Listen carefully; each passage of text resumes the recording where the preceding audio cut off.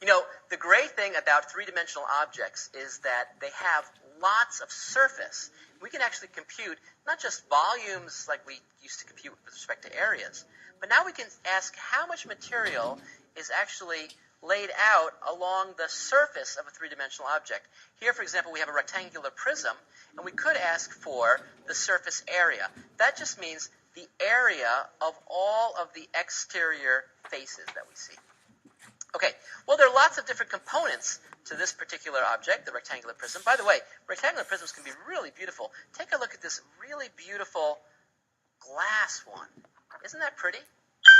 That is just so attractive. Let's take a look from above, and you can see it really is just so attractive. It reflects the light. That's why it's called a prism, by the way, because it reflects all that light.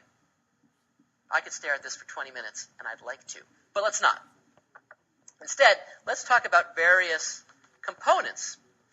Well, there's one notion called the lateral area of a right prism, and what the lateral area means, the area of the waistband, the area of the four rectangles that are on the outer perimeter like that, around it. And that's actually easy to find, because all you've got to do is find the perimeter, which is just the sum of the lengths around once. So the P here just represents the perimeter, this length plus that length plus that length plus that length, multiplied by the height. So the height is this, and the perimeter is just the length once around.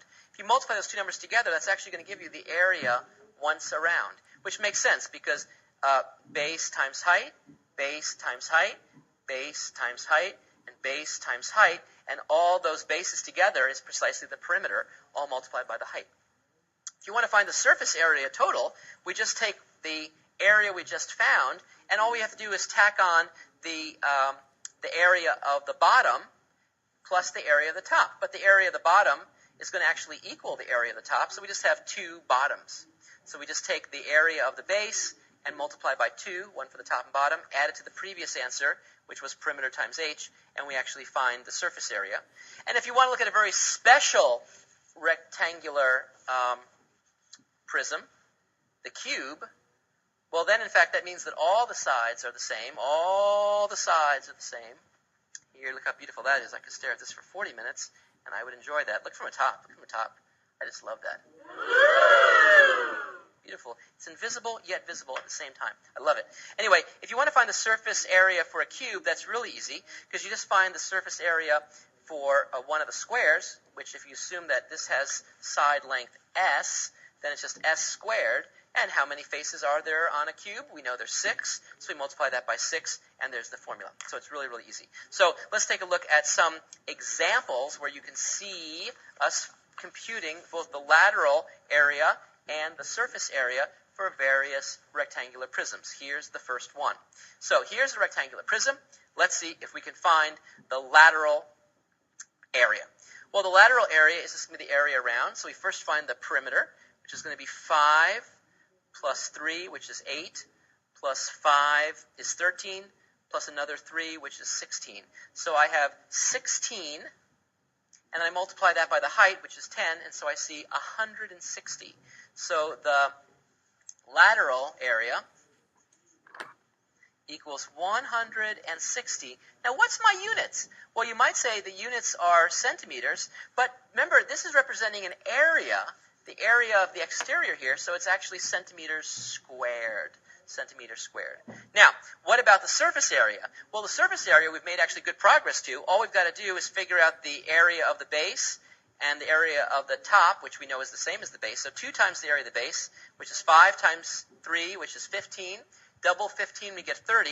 So if we just tack on 30 to this number, we see the surface area is, in fact, a 160 plus 30, which is 190, and the units remain centimeters squared.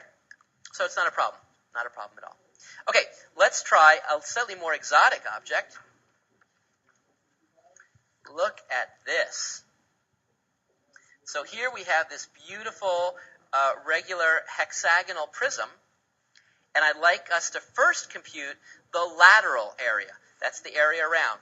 Well, again, that's really easy. All we got to do is find the perimeter. But now the perimeter, how many faces do we have here?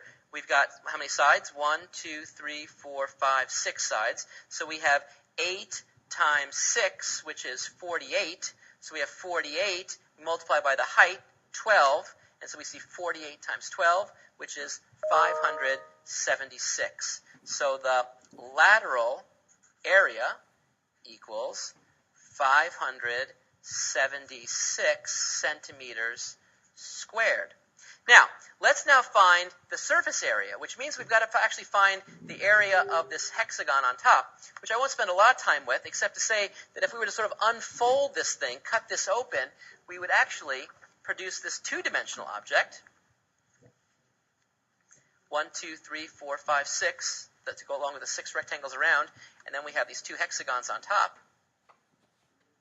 And so actually finding the area of this is no problem at all. That's just going to be, base times height. We already did that over here, so that's no problem. Just a matter of finding these areas here. So how are we going to find that? So the surface area is just going to be the lateral area, which we already computed, plus 2 times the base. And how do you find that? Well, you've got to do this little formula, which tells us it's going to be 1/2 A, which of course is just this little length right here,